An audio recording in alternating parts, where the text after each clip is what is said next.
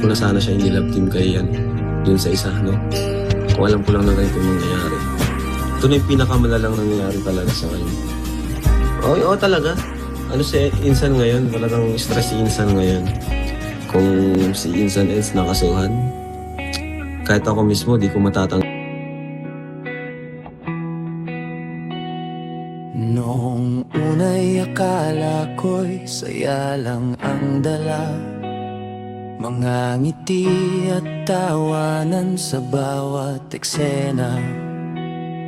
Pinaniwala ang puso sa ganda ng kwento.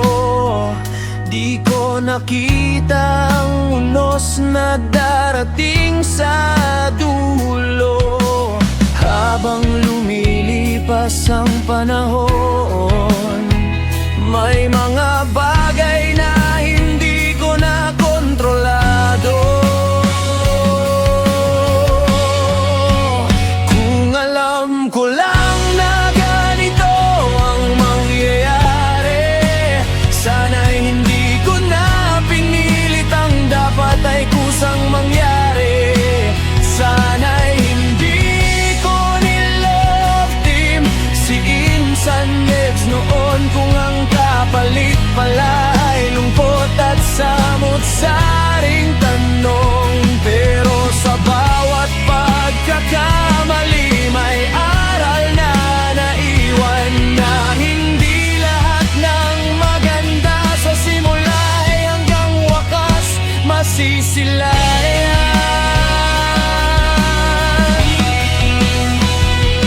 May mga pagkakataong damdamin ang nasunod, kahit may babala na dapat sana'y sinunod.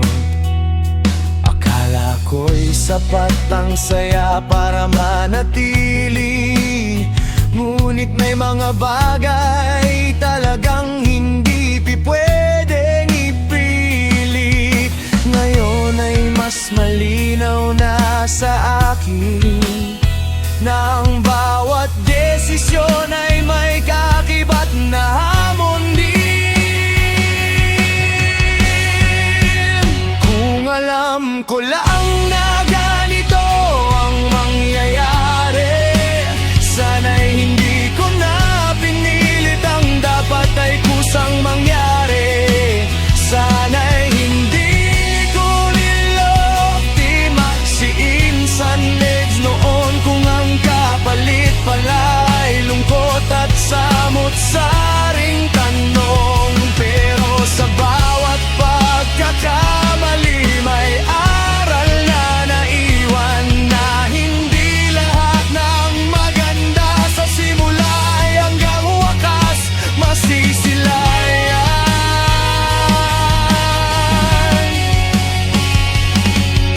Hindi ko man mababago ang nakaraan, may pagkakataon pa ring itama ang kasalukuyan. Dahil ang tunay na lakas ay hindi sa hindi nagkamali, kundi sa pagtanggap at pagbangon muli.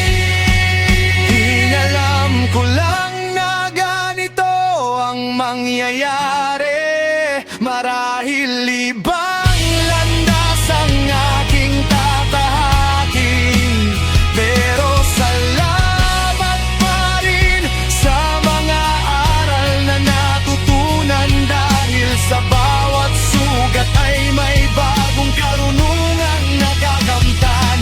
At sa susunod na pipiliin ng puso ang daan, sisiguraduhin kong may isip na sasabay sa nararamdaman. Kung alam ko lang, baka ibang naging kwento, pero ang mahalaga ngayon, may aral akong natutunan sa dulo.